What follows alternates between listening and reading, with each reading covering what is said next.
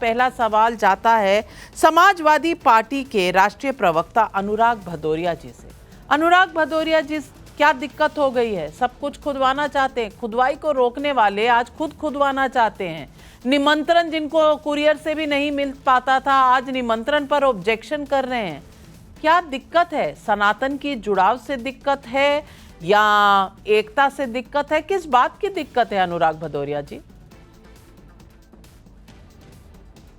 दिक्कत इस बात से है कि भारतीय जनता पार्टी समाज के अंदर में नफरत की राजनीति को बढ़ावा दे रही है, समाज में विकास की राजनीति करना नहीं चाहती है, समाज में जनता के मुद्दों पे बात नहीं करना चाहती है, सुबह से लेकर शाम तक सिर्फ नफरत और नफरत की बात करती है। इनको सनातन से कोई लेना देना नहीं है। सनातन से लेना होता तो प्यार की बात करते, सनातन तो हमेशा जोड़ने की बात करता है, सनातन तो हमेशा प्रेम की भाषा सिखाता है, सनातन कब नफरत की भाषा सिखाता है, सनातन कब दूसरे धर्म का अपमान करना सिखाता है। सनातन तो हमेशा कहता है कि हमें दूसरे धर्मों को भी का सम्मान करना चाहिए। तभी तो हम लोग वसुदेव कुटुंबकम का बात करने वाला है ना सनातन।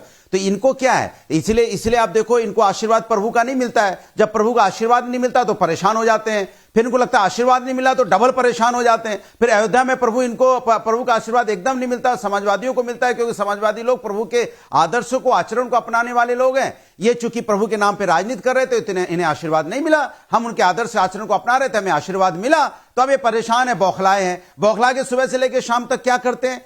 कभी संभल में चले जाएंगे, कभी मस्जिद में मंदिर खोजने लग जाते हैं। अरे भाई, आप मस्जिद में तो मंदिर खोज रहे हो, लेकिन आप देश को कहां ले जाना चाहते हो? आप, ये वही देश है जहां पे सभी लोगों ने मिलकर देश की आजादी में, हिंदू, मुस्लिम, सिख, ईसाई, अगड़े पिछड़े, सब ने मिलकर देश की आजादी में लड़ाई लड़ी। चाहे यहां पे अशफाक उल्ला खां हो, चाहे शहीद भगत सिंह हो या चंद्रशेखर आजादी हो, सभी ने यहां पे देश के लिए शहीद हुए हैं और सबका इस देश पे उतना ही अधिकार है। तभी बाबा साहब ने यहां संविधान बनाया। चूंकि संविधान, जो बाबा साहब ने संविधान बनाया, तो बाबा साहब का ही अपमान कौन कर रही है? भारतीय जनता पार्टी। अब बाबा साहब ने चूंकि संविधान बनाया, उस संविधान में, संविधान के हिसाब से देश चलेगा, जिसमें सभी को अधिकार है, बराबर का अधिकार है, हर व्यक्ति को बराबर का अधिकार है, हर धर्म के लोगों को बराबर का अधिकार है, हर बोली भाषा के लोगों को बराबर का अधिकार है, हर किसी को अपनी संस्कृति और संस्कार मनाने का अधिकार है। तो इनको इस बात की दिक्कत होती है, ये हिंदुस्तान को हिंदुस्तान एक नहीं देखना चाहते। संस्कृति ही तो मनाई जा रही है महाकुंभ में। अब आप कह रहे हैं उसमें निमंत्रण मत भेजो।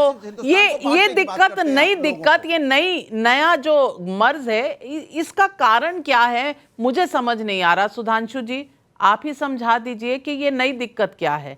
राम मंदिर से दिक्कत थी, अब इनको दिक्कत हो गई है महाकुंभ के निमंत्रण से भी। देखिए, मैं दोनों बातों का जवाब दूंगा। पहले एक दो लाइन में मैं भदौरिया जी की बात का जवाब दे देना चाहता हूं। दिक्कत इनको यह है कि आज से 12 साल पहले जब महाकुंभ हुआ था, तब अखिलेश जी की सरकार थी। और मैं दर्शकों को बताना चाहता हूं, इस पूरे मेला के आयोजन का अध्यक्ष कौन था? आजम खां। जो लोग बताने की कोशिश करते हैं ना कि दूसरे धर्म वाले को नहीं करते। और आजम खां कौन? कोई आलिम, फाजिल, जहीन, नफासत वाला मुस्लिम नहीं, जिनके बारे में यह आरोप है कि उन्होंने 1990 में भारत माता को डायन कहा, जिनके बारे में यह आरोप है कि उन्होंने बाबरी मस्जिद के लिए क्या क्या बोला था। और अनुराग भदौरिया जी, जिन्होंने 6 सितंबर 2016 को हज हाउस के उद्घाटन के समय बाबा साहब अंबेडकर को भूमाफिया की संज्ञा दी थी। 6 सितंबर 2016, टाइम, प्लेस और डेट के साथ बोल रहा हूं। उस आजम खां को कुंभ मेले का अध्यक्ष बनाया गया था, आयोजन समिति का। अब मैं बताना चाहता हूं, जो निमंत्रण की बात कर रहा हूं, मैं आपके लाखों दर्शकों से कहना चाहता हूं, कुंभ मेला दुनिया का सबसे बड़ा आयोजन है। आज ये बताया जा रहा है 40 करोड़ लोग आएंगे। भारत और चीन को छोड़ के दुनिया में कोई तीसरा देश नहीं जिसकी आबादी 40 करोड़। मौनी अमावस्या वाले दिन उम्मीद है कि 4 करोड़ से ऊपर लोग हो सकते हैं। दुनिया में 75% देश हैं जिनकी आबादी 4 करोड़ नहीं है। और सोचिए ये कैसे आते हैं? ये आयोजन में इतना आदमी आता कैसे? Without any invitation. जिसकी आस्था होती उसे इन्विटेशन नहीं चाहिए। Without any advertisement, without any persuasion, बस वो पत्रा में देखता है फला तारीख को मौनी अमावस्या और चल देता है। और अखिलेश जी जाएंगे, वो तो चलिए वीआईपी ढंग से रहेंगे, बाकी लोग तो खुले आसमान के नीचे जाके रहते हैं।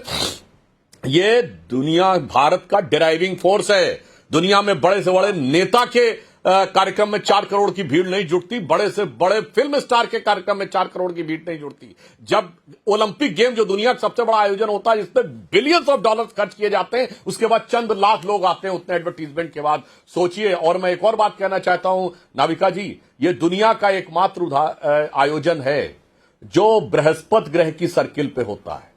दुनिया में चांद और सूरज देख के तो फिर भी कई धर्म मिल जाएंगे जो अपना त्योहार मनाते हैं, पर जुपिटर की 12 साल की साइकिल के ऊपर त्योहार मनाने वाला यह दुनिया का इकलौता पर्व है जो दर्शाता है कि हमारी साइंस और सेलेस्टियल नॉलेज कितनी बड़ी हुई थी। मगर क्या बताएं, और यह दुनिया का इकलौता धार्मिक उत्सव है जिसमें दूसरे धर्म के लोग भी आते हैं। हजारों की संख्या में विदेशी आते हैं, कोई नहीं रोकता और अपनी श्रद्धा से आते हैं। मैं विनम्रता से पूछना चाहता हूं, कितने गैर ईसाई वेटिकन की यात्रा में जाना चाहते हैं, कितने गैर मुस्लिम मक्का की यात्रा में जाना चाहते हैं। और नाविका जी, उससे बड़ी बात है, वो आते हैं, श्रद्धा से रहते हैं और कोई उनसे नहीं कहता तुम हिंदू बन जाओ। अगर खुदा ना खास्ता कोई ये कह दे कि मुझे मक्का मदीना या मदीना मुनव्वर की यात्रा करनी है, तो फट से कहा जाएगा कन्वर्ट हो जाओ।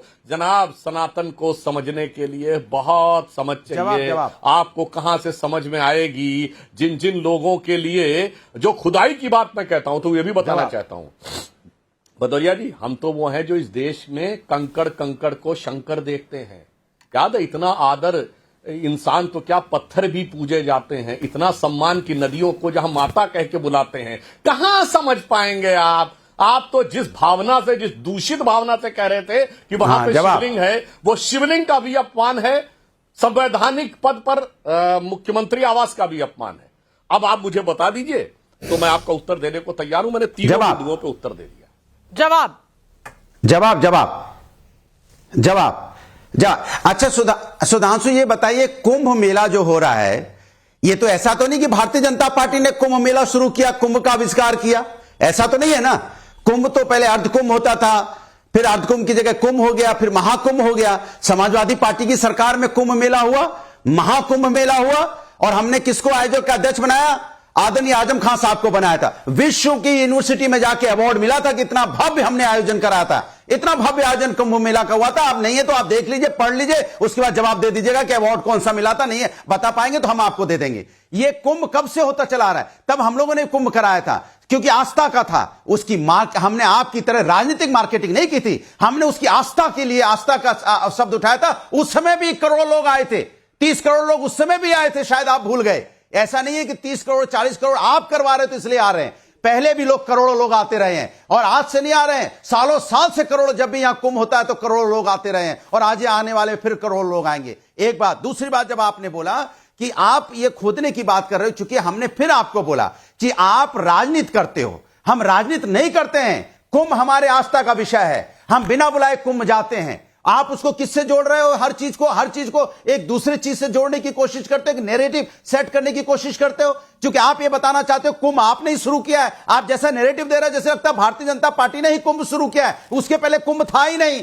ब्रह्मांड में। हमें लगता है आप आए तब से भगवान की बात, आप लगता है कि इसके पहले तो कहीं मंदिर होते ही नहीं थे। अरे प्रभु, हर घर में मंदिर पाया जाता है, हमारे घर में आएंगे तो भी मंदिर मिलेगा, हिंदुस्तानी हर हिंदू के घर में मंदिर पाया जाता है। आप शायद इस चीज को भूल रहे हैं, आपने आके इसकी राजनीति की है और कुछ नहीं किया है। अगर आपके अंदर आस्था होती तो आप मेरे साथ कहते ऐसा कोई घर नहीं है जहां मंदिर ना हो। अगर योगी आदित्यनाथ और मोदी करें तो ये हो जाता है टोटल राजनीति। सुधांशु त्रिवेदी जी इसका जवाब भी दें, लेकिन एक छोटा सा फैक्ट, क्योंकि शो फैक्ट्स का है, तो ये भी बता दूं कि आपने 2013 में महाकुंभ की एक बात की, तो 2013 की कैग रिपोर्ट कह रही है महाकुंभ में 60% तैयारियां अधूरी रह गई। 111 निर्माण कार्यों में से 81 कार्य बिना तकनीकी जांच के पूरे हुए। टेंडर से लेकर पेमेंट तक बहुत कंपनियां मौजूद थी। ट्रैफिक पुलिस और फायर ब्रिगेड के कर्मचारियों की तैनाती में कमी थी। ये बस फैक्ट्स रख रही हूं, लेकिन सुधांशु जी जवाब दीजिए। लेकिन कुंभ महाकुंभ था और प्रयागराज रेलवे स्टेशन पे भगदड़ भी ऐसा कुछ नहीं था। अब ये सीएजी की रिपोर्ट है साहब, ये ऑडिट की रिपोर्ट है और आप ही की सरकार थी, आपकी समर्थक केंद्र में सरकार थी, इसलिए जानकारी रख लेनी चाहिए। अब मैं दूसरी बात बस संक्षेप में जवाब देता हूं। जो भदौरिया जी ने कहा, इन्होंने खुद कबूल किया कि आजम खां को आयोजन समिति का अध्यक्ष बनाया। मैं पूछना चाहता हूं, प्रोफेसर राम गोपाल जैसे इतने पढ़े लिखे विद्वान व्यक्ति को क्यों नहीं बनाया? शिवपाल जी तो मुलायम सिंह जी के भाई थे, उनको क्यों नहीं बनाया? मुलायम सिंह जी खुद बन सकते थे, उनको क्यों नहीं बनाया? आज आपने नेता प्रतिपक्ष बना रखा है माता प्रसाद पांडे जी, उनको क्यों नहीं बनाया? ये दर्शाता है कि आजम खां को बनाने के पीछे मानसिकता क्या थी। और एक बात बहुत अच्छी बोली भदौरिया जी ने, हम कब कह रहे हैं कि हो रहा है? हजारों सालों से कुंभ होता आ रहा है, हजारों सालों से। और क्यों हो रहा है, कैसे हो रहा है, ये भी बताना चाहता हूं। इन्होंने अनजाने में जो बात कही है, ये प्रयागराज का कुंभ जो है, ये हम उज्जैन, नासिक और हरिद्वार तीरों में होता, अगला कुंभ उज्जैन में होगा। जानते हैं, जब प्रयागराज में होता है तो वृष पे गुरु होता है, जब उज्जैन में होगा 3 साल के बाद तो सिंह पे गुरु होगा, इसलिए उसको सिंहस्थ कहते हैं। और जब वृष पे चंद्रमा होगा और मकर पे सूर्य होगा। अरे मेरे भाई, मैं चैलेंज करके पूछता हूं, हजारों साल पहले जो कहते थे धरती चपटी है, जो कहते थे धरती स्थिर है, जो कहते थे सूर्य पृथ्वी के चारों ओर घूमता है, इसके लिए फांसियां दे रहे थे गैलीलियो को। आपने खुद कबूला है हजारों साल से आ रहा, मगर उसके बाद भी आपको इस धर्म में विज्ञान नजर नहीं आता है, इसमें भेदभाव नजर आता है। अपनी आंखें खोल के देखो। और मैं दर्शकों के लिए भी कहना चाहता हूं, वेन सॉन्ग एक यात्री था, 640 के आसपास आया है हर्षवर्धन के समय में। उसने प्रयाग में जाकर प्रयाग के महामोक्ष परिषद में इस प्रयाग का उल्लेख किया है कि हर्षवर्धन ने अपने सारे आभूषण दान कर दिए, कपड़े दान कर दिए, और उसने कहा लोग इस कदर आके डुबकी लगाते थे, और इतना ही नहीं, उनको देखकर बंदर डुबकी लगाने लगते थे, इतनी भारी संख्या में लोग आस्था में आते थे। यह डॉक्यूमेंट्री एविडेंस है 1400 साल पहले का, दुनिया में किसी कार्यक्रम का डॉक्यूमेंट्री एविडेंस एक फॉरेनर के द्वारा नहीं है, किसी संघी भाजपाई ने नहीं लिखा मेरे भाई। इसीलिए समझ में आता है कि क्या हो रहा है। हमने सिर्फ उसको एक सम्मान, स्वाभिमान का स्थान दिया है, आपके लिए हिकारत का स्थान था, इसीलिए आजम खां को आपने अध्यक्ष बनाया था।